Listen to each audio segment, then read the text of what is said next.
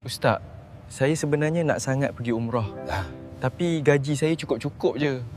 Macam saya faham. Dan sebenarnya, awak bukan seorang sahaja yang macam ni. Kebanyakan jemaah umrah bukan orang kaya.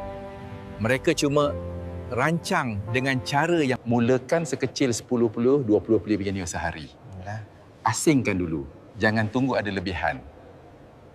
RM10 sehari. Macam aku boleh mula ni. Boleh. Macam Mak Langha, setapan RM10 jadi RM300 sebulan. Ya. Istiqamah setahun ya. Tapi hutang saya masih banyak. Macam mana pula? Saya cuma takut tak mampu konsisten. Tapi saya akan usahakan. Doakan saya. Tak apa. Yang penting, mula dulu. Allah tak tanya jumlah simpanan berapa.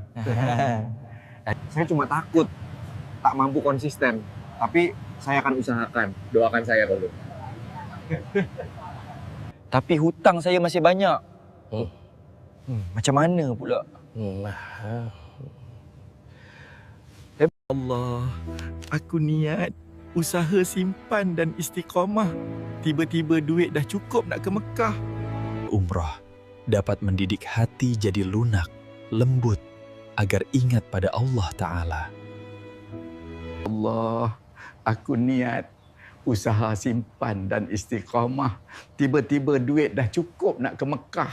Sampai sana nanti aku nak banyakkan ibadat. Walau tahun ini tak dapat kuota, tak apa. Masih boleh umrah. Begini lebih baik. Umrah mendidik hati agar lembut supaya ingat kepada Allah sentiasa. Anda jom umrah dengan tiram, selamat dan jaga amanah jemaah. Haji, hajah, sedara-sedara, jangan lupa ya. Ni, dengar abang cakap sikit ni. Nak kawan ke Mekah bukan pasal duit kawan banyak. Semua orang boleh. Hanya RM10 sehari. Istiqamah hasilnya RM300 sebulan. Tambah bonus dan simpanan kecil lain. InsyaAllah umrah bukan lagi mimpi. Ini hasil abang simpan istiqamah. Sayang, mak dan ayah ada ikut sama. Alhamdulillah, syurga. Assalamualaikum and welcome to Tiram Travel. We are ready to begin the Umrah journey. Please ensure you have your identification ready. لبيك اللهم لبيك لبيك لا